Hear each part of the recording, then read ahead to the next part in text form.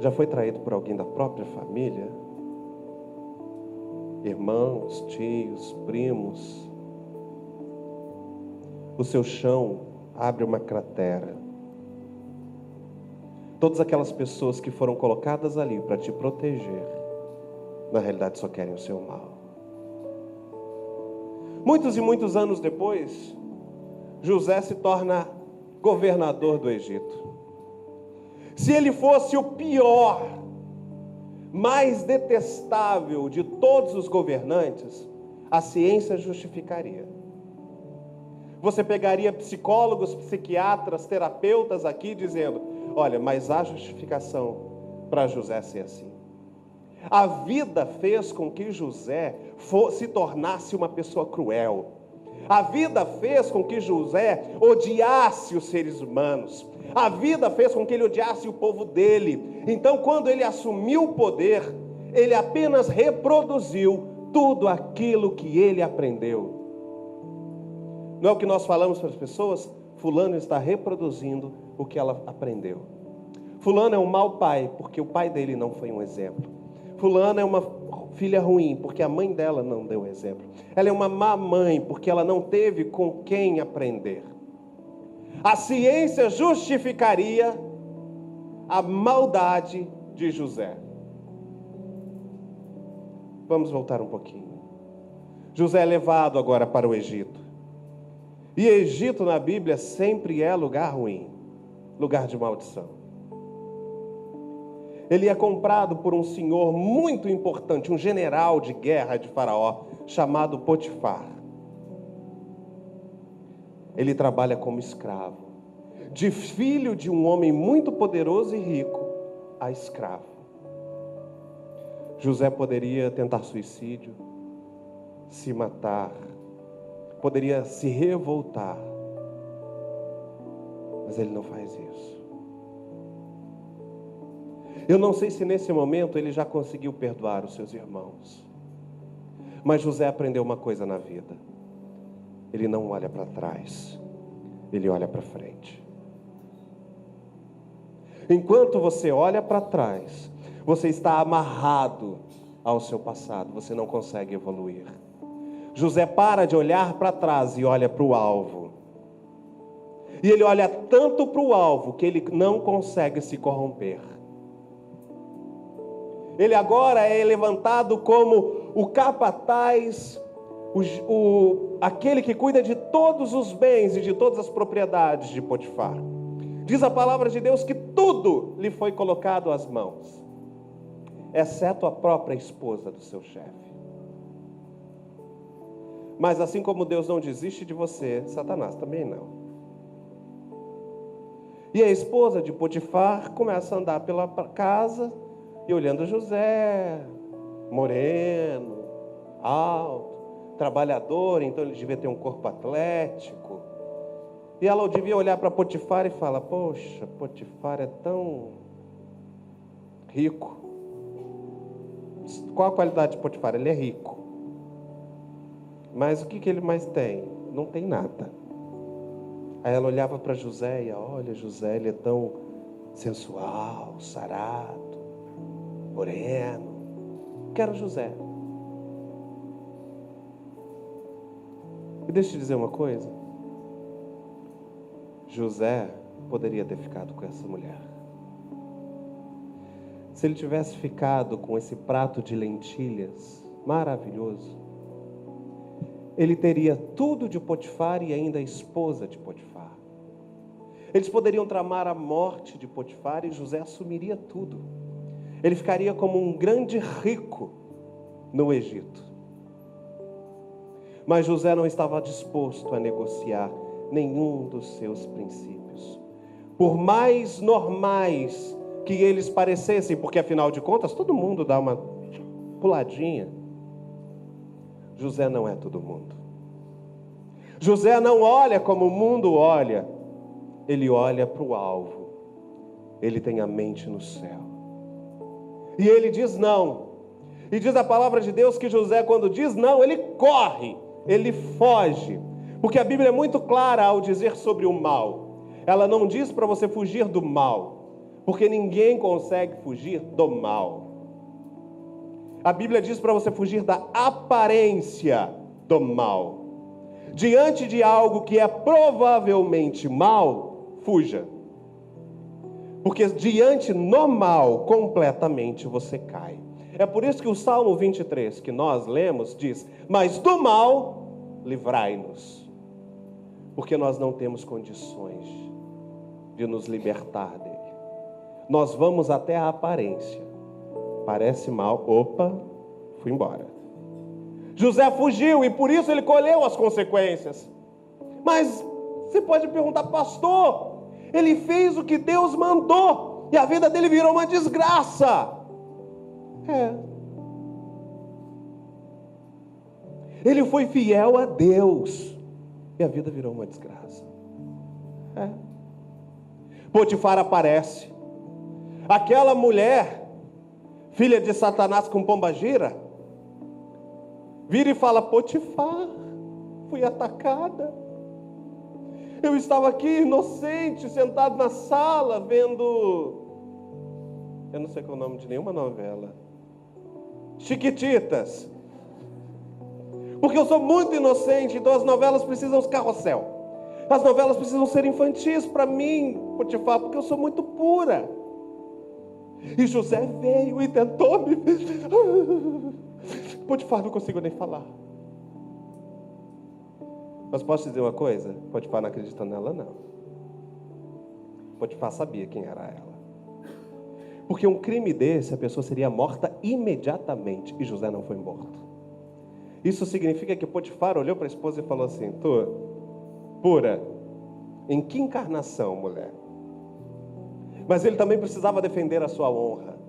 Então ele pega José e lança ao cárcere, a cadeia. Quando você acha que não tem como piorar, José te dá uma aula de que no fundo do poço alguém pode jogar terra em cima.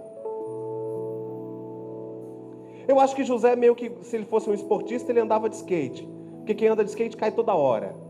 José era uma vida assim, levantava um pouquinho e caía, levantava um pouquinho e caía, levantava um pouquinho, era só desgraça. Agora ele é traído pelos seus patrões. Longe da família, o que ele tinha? O emprego. Mas o emprego lhe é tirado. E ele vai para a prisão. Ele poderia se revoltar, maldizer, odiar. Eu não sei se ele já tinha perdoado os seus irmãos, se a traição da esposa de Potifar tinha lembrado de tudo que ele já passou. Porque quando nós passamos por um segundo momento de dor, parecido com o primeiro, dói mais. Quando você passa por alguma situação que você já vivenciou e te trouxe dor, essa situação dói muito mais. Porque você sofre pela situação e você sofre pela lembrança do que já aconteceu com você. José agora está no cárcere. Ele poderia passar os dias reclamando.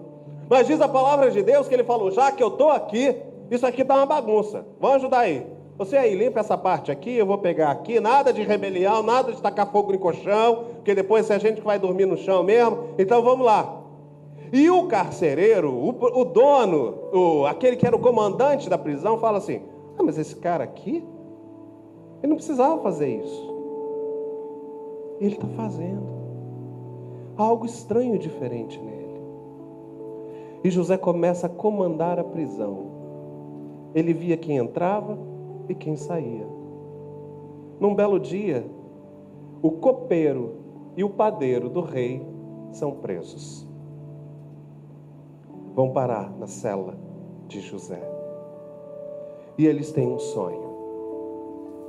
E José revela o sonho para eles. E assim como José disse, o sonho assim aconteceu. O copeiro volta para o rei. E José tinha feito apenas um pedido a ele: fala com o faraó sobre mim. Diz para ele que eu sou inocente. José tinha sido traído pela sua família, pela empresa, pelo trabalho. Agora ele foi traído pelo amigo. Aquele cara que foi tirado da prisão por causa de uma revelação dele, não lembrou dele. Os dias se passaram e José permaneceu lá. Até que Faraó tem um sonho. E ele não consegue mais dormir. E o sonho começa a se repetir e ele chama todos os encantadores, todos os feiticeiros, todos os adivinhos do reino e falam: diga para mim qual é o sonho. E ninguém conhece, e ninguém consegue.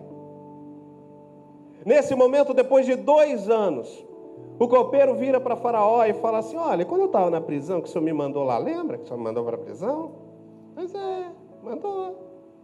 Tinha um cara lá que ele era diferente, ele não reclamava de nada. E ele disse: eu tive um sonho quando eu estava lá, senhor Faraó. E quando eu contei o sonho, ele revelou, e como ele revelou, aconteceu. Faraó estava tão desesperado que ele vai à prisão e fala: manda tirar o cara para vir falar comigo.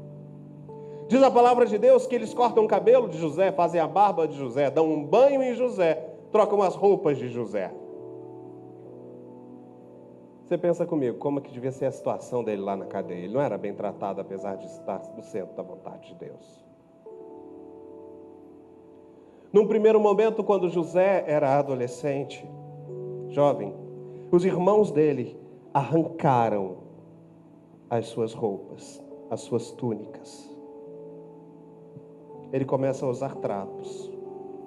Ele vai trabalhar na casa de Potifar e a esposa de Potifar arranca as suas roupas, as suas túnicas.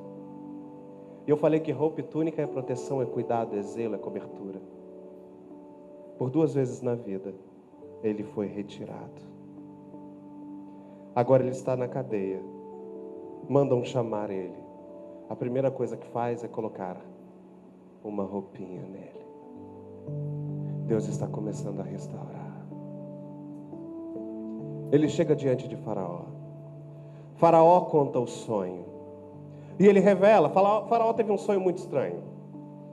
Apareciam 7 vacas gordas. E depois 7 vacas magras. E as 7 vacas magras comiam as 7 vacas gordas e elas continuavam mais magras ainda. E de tanto repetir esse sonho, ele começou a surtar por causa disso.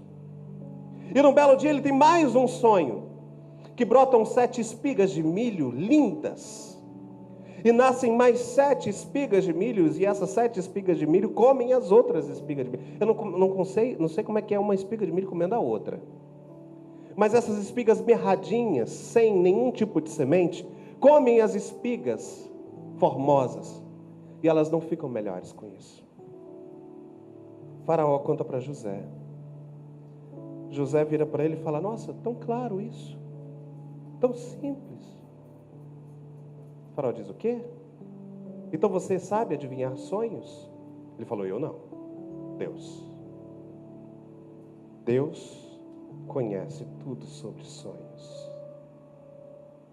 Ele vira: você terá 7 anos de muita fartura. Mas depois disso virão 7 anos de tanta escassez que ninguém se lembrará que um dia o Egito teve fartura. Faraó é emocionado com aquilo e José fala: eu sugiro que você comece a planejar e escolher pessoas capazes para cuidar do seu reino, porque você vai passar dificuldade. Faraó não pede o currículo de José. Faraó vira para José e fala: ninguém pode ser mais especial para cuidar do que você. O quê? Ele é um presidiário, ele tem antecedentes criminais. Espera aí, deixa eu contar a história para você, Faraó. A família dele não aguentou ele. É o outro lado da história. Como que contam as suas experiências? Contam verdadeiramente ou inventam coisas? Faraó, o cara era tão ruim que a própria família tentou matá-lo.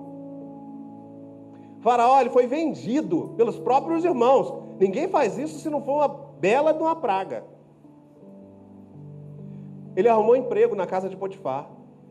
Ele tentou estuprar a esposa do seu senhor, Faraó. E aí ele foi preso por causa disso. Mas ele era uma pessoa tão cruel que nem quem ele tentou ajudar quis retribuir o favor, porque ele era mal demais. Essa é uma forma que você pode contar a história de José, baseado nas evidências de quem estava do outro lado. Faraó não pediu antecedentes de José. Ele falou: não há no reino alguém como você. Não haverá ninguém mais poderoso na terra do que você, senão eu. Faraó faz uma coisa: tira o anel do seu dedo, coloca em José e manda confeccionar uma túnica para ele. Tiraram 2 vezes a túnica dele, restituíram as 2 vezes. Agora José tinha tudo. Ele podia ir atrás de vingança. E se ele fosse atrás de vingança, ninguém discutiria. Ninguém diria que ele estava errado. Ele estava apenas tratando olho por olho e dente por dente, dando a paga aos trabalhos que fizeram contra ele, as maldades que fizeram contra ele. Porque não é assim que nós somos? Tá, eu te perdoo, mas você precisa pagar. Não, tá tudo bem entre nós, mas Deus tem que pesar a mão sobre você. Não é assim que nós somos? Tudo tem que ter uma consequência drástica. José agora é o governador absoluto do maior império da terra, o Egito. E a Bíblia não diz que ele manda chamar Potifar, e nem a esposa de Potifar. Ah, se fosse eu. Potifar, vem cá. Esposa de Potifar, vou te chamar de dona Esfermengarda. Fala agora, diante de todo o meu pelotão de fuzilamento aqui. Espadeamento, né? Não tinha fuzil. Espadeamento. Diz agora, quem que deu em cima de quem? Fala, mulher! Potifar, me tacou na cadeia? Olha a mulher que tu tem, tu acreditou nela, Potifar? Vou mandar cortar ela em pedacinho, Potifar. Sai gritando aí, você não saiu gritando para todo mundo que eu tentei te violentar? Sai gritando agora que tu é a piriguete. Sai, mulher! Devolve a minha honra! Ele fez isso? Não. Sabe por quê? Porque José não perdia tempo olhando para trás. Passado tem esse nome para ficar lá. José não podia perder tempo. Quanta mágoa ele ia levantar, quanto trauma ele ia levantar, quanta coisa inútil como vingança ele ia levantar. Quanto tempo ele ia perder. Ele não queria isso. Ele queria olhar para frente. Ele queria olhar para o alvo. Deus se apaixonou com o coração de José. Falou: José, vou te dar um presente. Vou estender a fome do Egito até Canaã. Vou visitar a sua família com fome. José não pediu, José não sabia de nada. De repente ele está dividindo os bens do Egito, a comida. Bate na sua porta 10 homens. Só que José está completamente diferente. Ele está vestido como um rei egípcio, com aqueles turbantes, com aquelas túnicas, com aquela maquiagem toda, com aquelas peças de ouro. De longe ele vê os seus irmãos judeus chegando e ele reconhece cada um deles. Mas nenhum dos seus irmãos o reconhece, porque ele sequer falava com eles. Ele cochichava e o dublê, o tradutor, transmitia o recado. O que você faria nesse momento? As pessoas que dilaceraram a sua vida e a sua alma, desde a sua infância, estão diante de você. E você é a segunda pessoa mais poderosa da terra. Você tem nas suas mãos a vida e a morte. Diz a palavra de Deus que José pede um momento e vai para o fundo, começar a chorar. Eu não sei se no seu choro ele diz: Deus, por quê? Eu não tenho condições de lidar com isso. Eu estou tentando ter uma vida santa, uma vida pura, uma vida fiel, uma vida piedosa. Mas olha quem bateu aqui a minha porta, Deus. Eu não sei como reagir. Eu não sei como manifestar. Me ajuda. José volta. Tem mais alguém da família? Tem mais um irmão e tem o nosso pai. Ok, eu vou dar alimento para vocês. Se algum dia vocês quiserem mais, tragam eles. Eles vão embora. Deus continua com a fome sobre Canaã.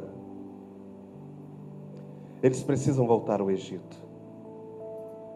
Mas agora eles precisam levar o irmão de José, Benjamim. E se você pensa que Jacó protegia José, imagina o que ele fazia com Benjamim, que agora tinha se tornado o único filho da esposa amada.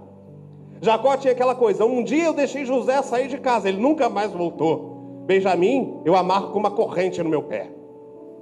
E agora eles estão passando fome. Os irmãos falam: o Senhor do Egito, o Senhor das terras, falou que a gente só pode buscar se levar Benjamim junto, porque ele acha que a gente quer roubá-lo. Jacó libera Benjamim falando: se ele não voltar, eu vou para a sepultura. Os irmãos chegam diante de José novamente. José faz aquela pegadinha com eles. E aí acontece Gênesis 45. Vendo agora os seus irmãos, se você quiser abrir novamente Gênesis 45. Vendo agora os seus irmãos diante dele,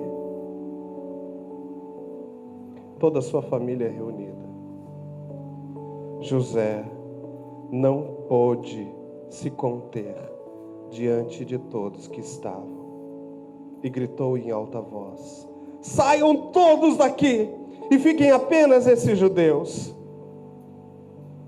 E ele começou a chorar de uma forma tão alta que se ouviu no palácio. Agora imagina você, um forasteiro, como o irmão de José, um forasteiro diante de um dos homens mais poderosos da terra. Aquele homem olha para você e começa a gritar e chorar. O que você faz? E de repente esse homem olha nos seus olhos e diz: vocês tinham outro irmão, né? Não temos. Vocês tinham um que vocês venderam. Vocês não amavam ele. Vocês venderam esse irmão, né? Como o senhor sabe disso? Não existe Google. Não existe revista de fofoca.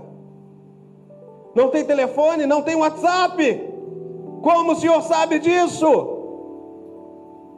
Eu sou ele. Você consegue imaginar aqueles irmãos desesperados, começando a olhar para as portas, para ver por onde eles fugiriam? Porque todo o mal que eles fizeram, e agora aquele homem, simplesmente, era o segundo homem mais poderoso da terra. José começa a chorar.